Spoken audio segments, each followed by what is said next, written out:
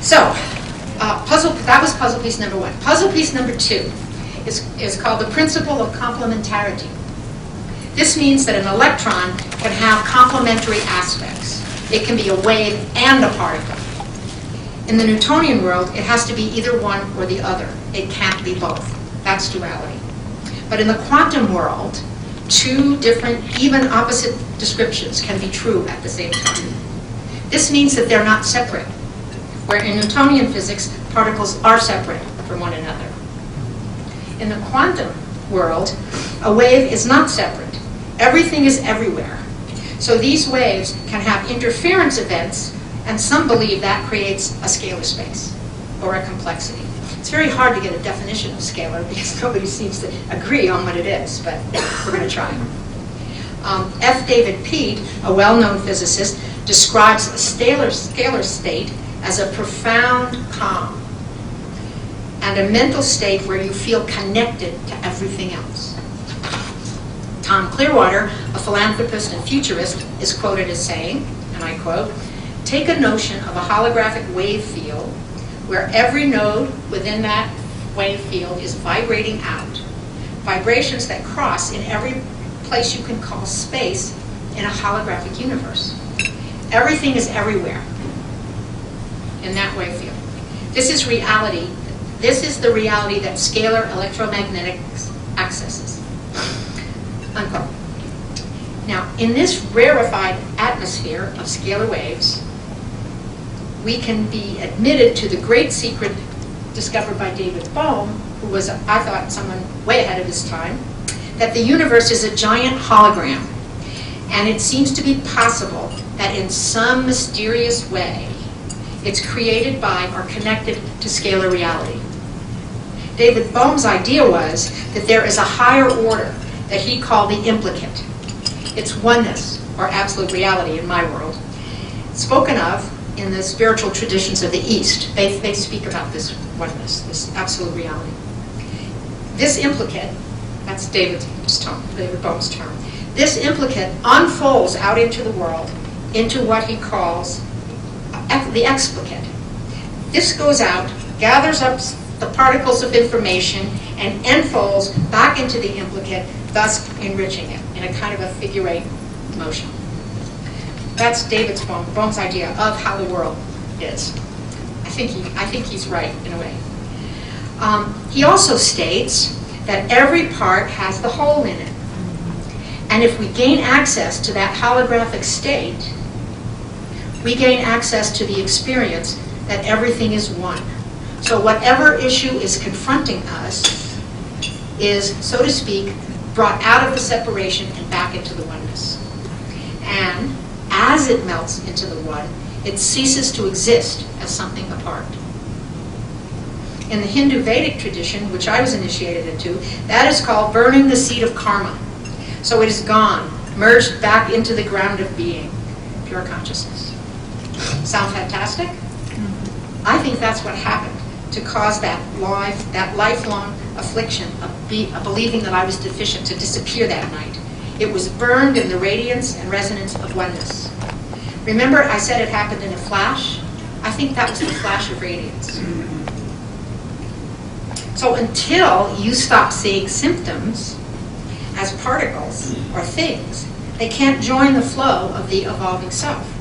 They must be recognized as individual events and looked at and worked with, and we certainly need psychology to accomplish this part.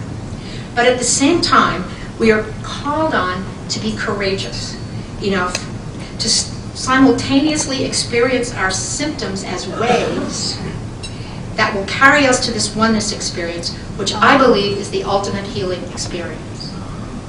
Separation, in the words of Paul Simon, is our thorny crown. Whereas coming back to oneness is coming home with all your parts. Next one. I like this one. Puzzle piece number 3. Human consciousness collapses the quantum wave potential. So the discovery of this, that human consciousness could cause a quantum wave to collapse, was revolutionary. But what does it mean? The quantum wave potential has it within it all possibility. Anything can happen. When the wave collapses, one possibility out of all the potential ones becomes manifest. It's like a choice is made instead of a decision. In a decision process, the tendency is to think there's a good decision or a bad decision. And a bad decision you really don't want. You want to make a good decision instead of a wrong one. But inherent in this idea is duality, which is a polarized state. And when you make this decision, you're usually stuck with it because you're either too proud to say you made a mistake, or it's too hard to undo it, or whatever. So that I call that a paralyzed polarity, a piece of paralyzed polarity. But when a quantum wave potential collapses into manifestation, it's like making a choice. You can then live that choice, and if you don't like it, you simply make another choice. And then you don't like that one, you make another choice. You're not stuck in the duality of a decision. You can make choices into infinity, and all the while you are free. Not locked into a decision, but living your life with a sense of play about it. It's as if you operate out of your whole authentic self and go beyond the left rational side of your linear brain that tells you there's a right way and a wrong way, which W calls the Supra-Brain, and now I'm calling it that. Okay, Paul. Wait. Oh, the space between. The space between. How does a linear system transition into a nonlinear system? If you flip too fast, the body is not able to contain the vibratory change. It is better if there's a transition between the two. Now, all of our institutions and most of our ways of relating in society are based on the idea that we are mostly living in a closed system. But there is no such thing as only a closed system. Quantum physics has shown us this fact. So a change will go much better if there's a transition rather than a binary flip. But if we don't wake up and participate, you could find yourself in this flip from one state to another, as I did that night at 3 a.m., which can be extremely disturbing. In order to move from an outer-directed to an inner-directed reality, we need to be aware of a containing space. And F. David P. describes that as a scalar state. A calm state where you feel connected to everything. I call this the space between. According to many, we are exiting the third dimension, density, and moving into the fourth, where everything becomes less rigid. So I see the new human as the scalar human, who lives out of the super-brain in this space. There can be no one polarity overcoming the other. They must come together in absolute balance. Then, I believe you operate through radiance, and you are changed, as I was, instantly. It's as if you operate out of your authentic self in a higher dimension. And at that time, my experience has been that when I'm sitting with someone, and they'll be talking, and in the past I would use associations with myths and all kinds of ideas of psychodynamics. All of a sudden now, I just sit there, and whatever I need is just in my mind. It's an amazing experience. Oh. Okay. Becoming a scalar human. This is the fifth puzzle piece that I work with. According to Tom Clearwater, the one I quoted before, quote, scalar is a type of physics that deals not with external relatedness, but with the internal relatedness of everything, which makes it a polar opposite to what we see in Newtonian science. He also says that the combination of scalar and regular electromagnetics is who we really are, both externally related in the local causal field and internally related in scalar reality, where we are connected to everything throughout the entire universe. Tom Clearwater here is referring to David Bohm's notion of this holographic wave field. And he says, quote again, where each node within that field is vibrating out vibrations that cross in every place that you could call space in a holographic universe. Everywhere is everything in that wave field. That is the reality that scalar magnetics accesses. So it's this vibrating wave field that creates a hologram. You know, we've all seen holograms. They're amazing. They suddenly spring into something other than linear reality. So I'm saying that we are ready to step totally out of the old system, which is an either-or dynamic, and move to what I'm calling the space between. That incredible moment of suspension I found in the middle of the night, where all rules don't apply and anything is possible because there's no limit on possibility. It's an open system and a space beyond the way our world has operated. You have to be willing to allow new information. This is what I'm calling scalar consciousness. The question is how to reach it.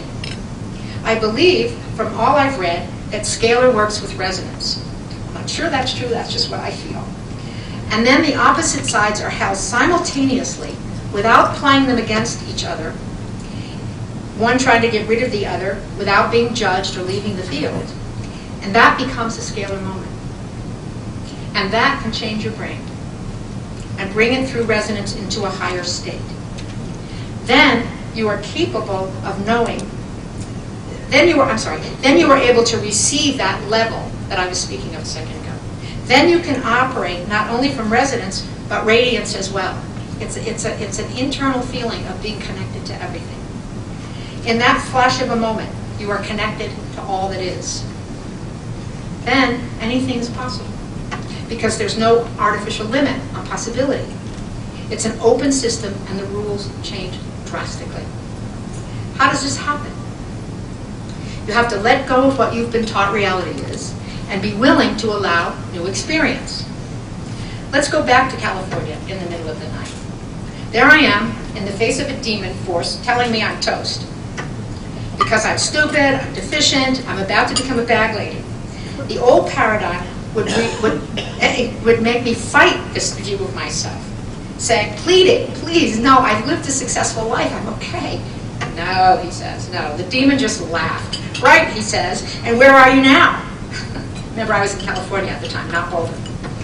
He said, you have no practice, you're running out of money, you don't fit in here, you've been on this grand walkabout, and where are you? Nowhere. Now, I think that was pretty harsh. In fact, it was so harsh that it flipped me right out of the old system of either trying to fight it and convince it I wasn't in such dire straits, or collapse and blame myself, right?